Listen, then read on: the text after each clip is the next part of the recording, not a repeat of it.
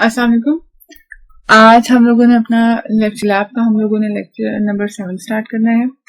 तो हम लोगों ने लास्ट लेक्चर में या लास्ट लैब में डिस्कस किया था कि आप लोगों के सिंपल इफ से रिलेटेड प्रोग्राम्स। आज हम लोग आपके इफ एल से रिलेटेड एग्जांपल्स को रन करके देखेंगे और इसको डिटेल में डिस्कस करेंगे जो भी आप लोगों के प्रोग्राम्स हैं। तो सबसे पहले हम लोग जो अपना स्टार्ट लेंगे वो आप लोगों की बुक में जो प्रोग्राम है 11.7, जिसका क्वेश्चन ये है, write a program that inputs a year and find whether it is a leap year और नॉट। हम लोगों ने क्या करना है, सिंपली एक ऐसा प्रोग्राम लिखना है जो यूजर से इनपुट ले ईयर, यूजर जो भी एंटर करे, जो भी ईयर एंटर करे वो बताए वो लीप ईयर है या नहीं। देन आप लोगों के पास सबसे पहले आप लोगों ने लाइब्रेरी फाइल्स को इंक्लूड कर लेना है। तो यहाँ पे मैंने की stdi.h, देन conio.h, फिर क्योंकि मैं विजुअल स्टूडियो यूज कर रही हूँ तो इस वजह से मैंने यूजिंग नेम स्पेस लिखा है। टर्बो में आपको ये लिखने की जरूरत नहीं है। देन आप लोगों ने सिंपल वॉइड मेन लिखना है, ब्रैकेट ओपन करनी है। देन सबसे पहले क्वेश्चन क्या था, write a program that inputs a year and find. सबसे पहले एक ऐसा प्रोग्राम जो इनपुट करे एक ईयर।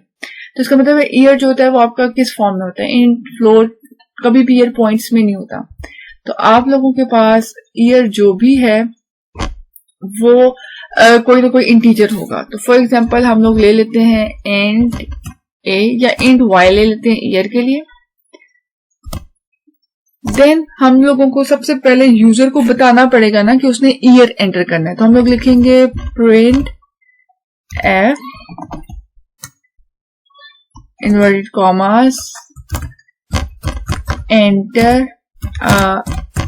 ईयर और कॉलन। देन हम लोगों ने क्या किया, टर्मिनेटर एंटर किया। अब यूजर ने जो भी वैल्यू एंटर करनी है वो हम लोगों ने वाई में सेव करनी है। तो उसके लिए हम लोग लिखेंगे स्कैन एफ, और क्योंकि ये मैं विजुअल स्टूडियो यूज कर रही हूँ तो मैं अंडरस्कोर एस लिख रही हूँ। आप लोगों ने सिंपल स्कैन एफ तक ही लिखना है। फिर हम लोगों ने क्योंकि y इंटीजर था तो यहाँ पे क्या आ जाएगा, परसेंटेज डी इन्वर्टेड कॉमास में, देन कॉमा के बाद इन्वर्टेड कॉमास के बाद कॉमा, और कहाँ सेव करना है, एड्रेस पे सेव कर दो y के, और एंड पे क्या आ जाएगा आप लोगों के पास, टर्मिनेटर। तो सबसे पहले लाइब्रेरी फाइल्स इंक्लूड की, मेन स्टार्ट किया। फिर हम लोगों ने, हमारा क्वेश्चन क्या था, write a program that inputs a year. अब हम लोगों ने देख लिया क्योंकि यूजर कोई ना कोई ईयर एंटर करेगा तो हमें प्रोग्राम में कहीं ना कहीं सेव करना पड़ेगा ना। तो उसके लिए हम लोगों ने ले लिया इंटीजर टाइप का एक वेरिएबल y, बैकेंड में एक ब्लॉक लिया जिसकी टाइप इंट है, जिसका नाम क्या है, y। देन आप लोगों के पास enter a year, year enter करो। यूजर ने जो भी ईयर एंटर किया वो स्कैन एफ के थ्रू हम लोगों ने y में सेव कर लिया। अब हम लोगों ने यहाँ पे चेक करना है कि आप लोगों के पास जो भी ईयर या जो भी वैल्यू यूजर ने एंटर किया वो किसमें सेव है, y में। तो चेक करना है कि जो भी आप लोगों के यूजर ने एंटर किया ईयर वो लीप ईयर है या नहीं। तो लीप ईयर चेक करने के लिए हमेशा 4 से, क्योंकि 4 ईयर के बाद आता है तो 4 से मॉड लेना पड़ता है। अगर जो भी यूजर ने एंटर किया है उसका मॉड ले 4 के साथ और वो 0 के इक्वल आता है, इसका मतलब है वो लीप ईयर है, अदरवाइज वो लीप ईयर नहीं है। इसका मतलब है दो चीजें इन्वॉल्व है। चेक करो, अगर लीप है तो लिखो लीप, अगर कंडीशन ट्रू है वो लीप ईयर है तो इसका मतलब लिखा आ जाएगा कि ये लीप ईयर है। अगर कोई ईयर लीप नहीं है तो of course other way round कोई और ऑप्शन नहीं है, हम लोग यही लिखेंगे कि वो लीप ईयर नहीं है। तो सबसे पहले हम लोगों ने सिंपल इफ लिखनी है और इफ की ब्रैकेट, इसमें कंडीशन। अब जो भी यूजर ने एंटर किया वो किसके पास है, y के पास, फिर मॉड का साइन और 4। अगर y का मॉड लो 4 के साथ वो इक्वल्स टू 0 आता है। इक्वल टू का मतलब है चेक करना है कि इन y मॉड 4 का आंसर 0 के इक्वल है या नहीं। सिंगल इक्वालिटी का मतलब है असाइन करना। हम लोगों ने 0 इस आंसर को असाइन नहीं करना, हम लोगों ने चेक करना है y मॉड 4 का आंसर अगर 0 आता है, इसके 0 के इक्वल आता है या नहीं। अगर ये कंडीशन ट्रू है तो क्या करो, सिंपली लिख दो प्रिंट एफ, और जो भी नंबर हम लोग यहाँ पे जो भी ईयर है, percentage d is a leap year, और क्योंकि और बैक स्लैश एन भी यूज कर सकते हैं हम लोग यहाँ पे। क्योंकि हम लोगों ने वहां पे परसेंटेज डी दिया है, तो वो आपसे पूछेगा कि परसेंटेज डी की वैल्यू कहां से लाऊं। तो परसेंटेज डी की वैल्यू किसके पास है, y के पास, और हम लोगों ने सिंपली टर्मिनेटर ऐड कर दिया। देन याद रखने कंडीशन के बाद मैंने यहाँ पे टर्मिनेटर ऐड नहीं किया। अगर वो y mod 4 इक्वल टू 0 तो लीप ईयर है, एल्स सिंपली क्या आ जाएगा कि जो भी आप लोगों के पास ऑप्शन है वो नॉट अ लीप ईयर है। यहां तक हो गया। सिंपली एक ईयर यूजर ने एंटर किया, y में सेव कर दिया। हमने कहा फिर y में जो भी वैल्यू है उसको चेक कर लो, अगर वो mod 4 के आंसर 0 आता है तो वो लीप ईयर होगा, अगर वो लीप ईयर नहीं है तो फिर उसको सिंपली के वो हम लोग बता देंगे वो लीप ईयर नहीं है। देन आप लोगों के पास सिंपल गेट ch आ गया। अब हम लोग इस प्रोग्राम को रन करके देखते हैं। हमने सोल्यूशन बिल्ड किया, जो भी अगर एरर आएगा तो आप लोगों के पास यहाँ नीचे लिखा आ जाता है। अगर एरर नहीं है, अभी जैसे वो लिखा है कि प्रोजेक्ट वो बिल्ड कर रहा है, तो वो सिंपली देखेगा कि एग्जीक्यूट होगा या नहीं। अगर एग्जीक्यूट होगा तो ब्लैक कंसोल विंडो आ जाएगी, जैसे ये हमारे पास आ गई है। अब फॉर एग्जाम्पल यहाँ पे मैं लिख देती हूँ 2003, हम चेक करें तो 2003 मेरे पास लीप ईयर नहीं है। इस प्रोग्राम को हम लोग दोबारा से एंटर करके कोई और नंबर भी डालकर देख सकते हैं। अगर हम लोग यहाँ पे सिंपली 2016 को चेक कर लें तो क्योंकि 2016 क्या किया, 2016 लिखा क्या आया, 2016 इज अ लीप ईयर। तो अगर हम लोग लीप ईयर एंटर करेंगे तो वो लीप ईयर ही बताएगा, नहीं तो वो अदर वे राउंड बताएगा। तो सिंपल एक इफ एल्स का प्रोग्राम। अब इसके बाद हम लोग एक और एग्जाम्पल को सॉल्व करते हैं, और वहां पे आप लोगों के पास एग्जाम्पल नंबर प्रोग्राम नंबर है 11 अभी जो किया वो 11.7 था। अब जो करने वाले हैं वो है 11.8। अब इसमें क्या है, राइट अ प्रोग्राम। इससे पहले मैं अगर इसको रिमूव कर सकूं, आप लोगों के पास सिंपली आप लोगों ने फिर लाइब्रेरी, ये जो मैंने किया है ये भी वैसे ही रिमूव किया। आप लोगों ने नया प्रोजेक्ट क्रिएट करना है और नया प्रोग्राम लिखना है। आप लोगों के पास हर प्रोग्राम सेव होना चाहिए। Write a program that input salary and grade. अब write a program that input salary and grade, ऐसा प्रोग्राम लिखना है जो यूजर से सैलरी भी लेगा और ग्रेड भी, दो इनपुट्स लेगा। क्लियर हो गया। Then it adds 50% bonus if the grade is greater than 50। जो भी सैलरी है, अगर ग्रेड की वैल्यू ग्रेटर देन 15 है, 15 से बड़ा ग्रेड है, तो 50% बोनस मिलेगा, सैलरी में ऐड हो जाएगा। अगर आप लोगों के पास ग्रेड जो है वो 15 से लेस है, तो जो भी सैलरी का 25% है वो सैलरी में ऐड हो जाएगा, और उसके बाद वो टोटल सैलरी डिस्प्ले करेगा। तो सबसे पहले सैलरी हो या बोनस हो वो पॉइंट्स में होता है, तो हम लोग क्या लिखेंगे, फ्लोट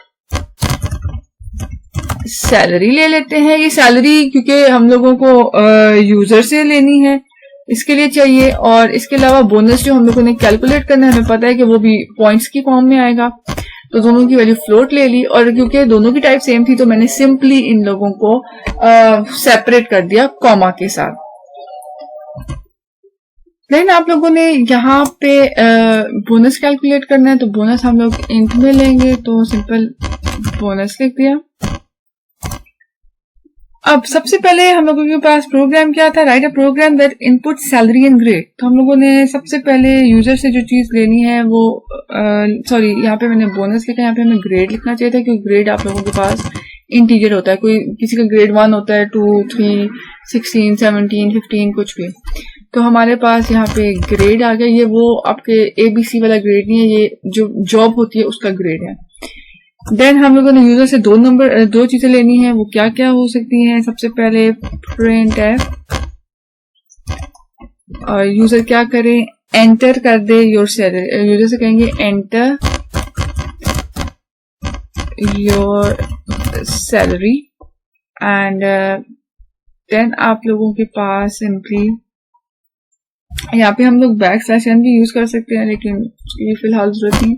देन हम लोगों ने स्कैन एफ करना है। स्कैन एफ, मैं बार बार बता दूं कि मैं स्कैन एफ के साथ अंडरस्कोर एस लिखती हूँ, वो सिर्फ इस विजुअल स्टूडियो की वजह से लिख रही हूँ। अगर विजुअल स्टूडियो नहीं आप टर्बो में कर रहे हो तो आप लोगों को इसकी जरूरत नहीं है।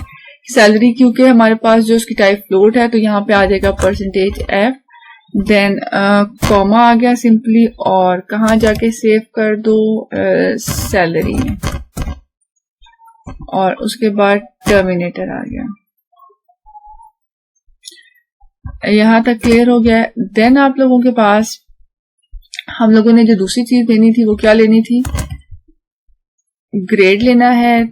अगर हम लोग देखें तो सेकंड स्टेटमेंट हम लोग क्या लिखेंगे, एंटर योर ग्रेड, क्योंकि ग्रेड की टाइप इंट है तो यहाँ पे एफ की जगह क्या आ जाएगा, डी, और कहाँ जाके ग्रेड को सेव कर दो, वेरिएबल क्या था, ग्रेड। अब हमारे पास यहाँ पे सिंपली लिख लिया हम लोगों ने जो पहली प्रोग्राम की स्टेटमेंट थी, write a program that input salary and grade, तो यहां तक हो गया। अब हमारे पास जो आ गया, सैलरी भी आ गई, ग्रेड भी आ गया। अब हम लोगों ने सैलरी और ग्रेड की बेसिस पे पहले डिसाइड करना है कि बोनस किस तरह से कैलकुलेट, पहले बोनस को कैलकुलेट करना है। तो क्वेश्चन क्या है, अगर आप लोगों के पास ग्रेड जो है वो ग्रेटर देन 15 है तो बोनस जो है वो सैलरी का 50% होगा, और अगर वो लेस देन 15 है तो बोनस जो है वो सैलरी का 25% होगा। तो बोनस को कैलकुलेट करने के लिए सबसे पहले हम लोग इफ लगाएंगे, if grade is greater than 15, तो सिंपली क्या करो, बोनस कैलकुलेट करना है ना, तो bonus is equals to, greater than 15 है तो 50% कैलकुलेट करना है किसका, सैलरी का।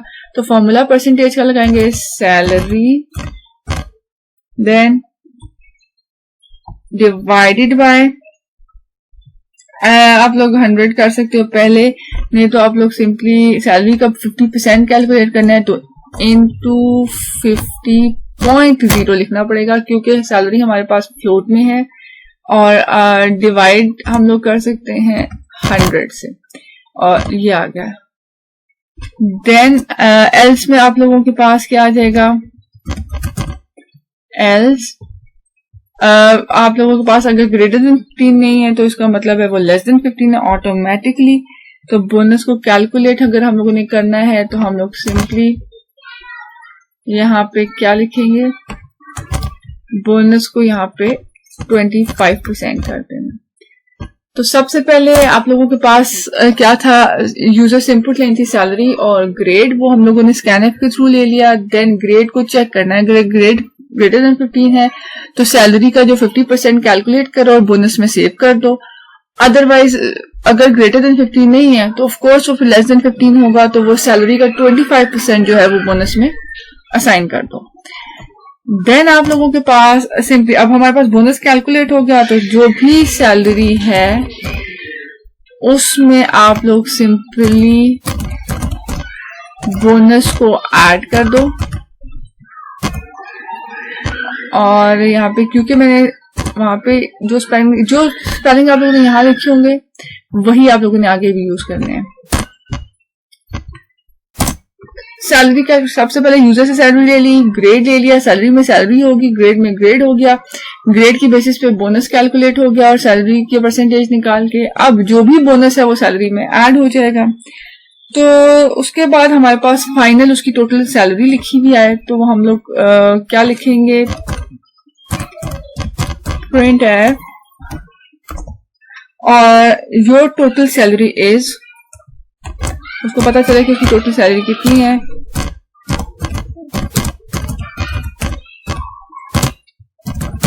हाँ चलिए, तो सैलरी जो भी टोटल थी वो सैलरी में ही सेव है, तो हम लोग लिख सकते हैं यहाँ पे रुपीज डॉट जो भी परसेंटेज है, क्योंकि वो हमारे पास परसेंटेज एफ में आएगी। हम लोग चाह रहे हैं कि वो सिर्फ 2 डेसिमल प्लेसेस तक ही जाए, तो हम लोग एफ से पहले 2 लिख सकते हैं। देन आप लोग कॉमा और उसके बाद ये जो परसेंटेज एफ है इसको वैल्यू कौन देगा, सैलरी, क्योंकि बोनस किस में ऐड हुआ था, सैलरी में, और terminator then get C H terminator. अब हम लोग इसको रन करके देखते हैं, इसका सोल्यूशन बिल्ड करेंगे। जो भी एरर होगा आप लोगों के पास नीचे आ जाएगा। अब एंटर योर सैलरी। अब सैलरी अगर हम लोग करते हैं फॉर एग्जाम्पल 16 या 10,000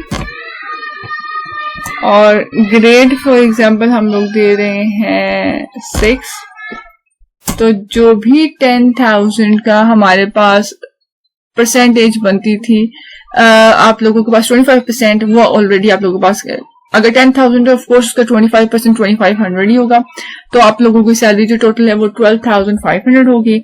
अब हम एक ग्रेटर नंबर लेके भी चेक कर लेते हैं। इसको दोबारा से रन करते हैं, एंटर योर सैलरी करते हैं फॉर एग्जाम्पल 50,000, ग्रेड आपका 17, और अब देखिए सैलरी आप लोगों के पास कितनी होगी 75,000। आप लोगों ने इस प्रोग्राम को खुद भी रन करके देखना है। जो भी प्रॉब्लम है, जो भी इश्यूज है, वो आप लोग मुझसे पूछ सकते हो। आज हम लोगों ने आपकी इस लैब नंबर 7 में 2 प्रोग्राम्स रन किए, दोनों इफ एल से रिलेटेड थे। लास्ट लैब में हम लोगों ने इफ से रिलेटेड एग्जाम्पल्स की। आज हम लोगों ने दोनों प्रोग्राम जो है वो इफ एल से रिलेटेड सॉल्व किए। तो कोई क्वेश्चन, कोई क्यूरी है तो आप लोग मुझसे पूछ सकते हो। और आप लोगों ने खुद भी टर्बो में रन करके देखना है। टर्बो में जो भी चीजें चेंज है वो मैंने आपको बता दी। तो ये यूजिंग नेम स्पेस नहीं आएगा और स्कैनफ सिंपल आएगा, अंडरस्कोर एस के साथ नहीं आएगा। और आप लोगों ने क्लियर स्प्रिंग का फंक्शन यूज करना है क्योंकि वो पुराने आउटपुट को भी अटैच कर देता है। कोई मसला, कोई इशू हो तो आप लोग अपने व्हाट्सएप के ग्रुप में मुझसे पूछ सकते हो। लैब नंबर 7 के लिए इतना ही। अब नेक्स्ट हम लोग देखेंगे लैब नंबर 8 में जो है आप लोगों के पास इफ एल्स इफ को किस तरह से एग्जीक्यूट कर सकते हैं। तो आप लोगों ने इसकी बहुत सारा प्रैक्टिस करनी है। Thank you.